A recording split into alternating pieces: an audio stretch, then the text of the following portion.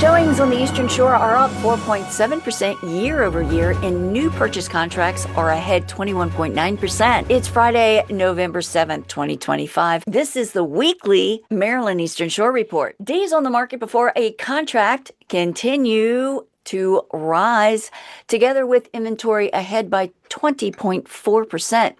This week, homes available for sale on the shore fell 2.4% to 2,264 units from last week, clocking in at a median list price of $400,000, consistent week over week. 117 homes will be coming to the market at $419,900 median list price. 185 homes went under contract in 43 days at a median list price of $365,000.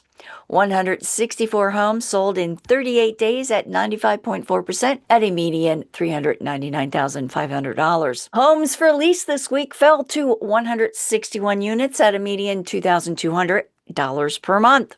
Got questions about your specific circumstances? Give me a call and let's talk. That's your weekly wrap for this week's Maryland Eastern Shore Report for Friday, November 7th, 2025. Thanks so much for tuning in. Enjoy your weekend. I'll see you next week. Take care.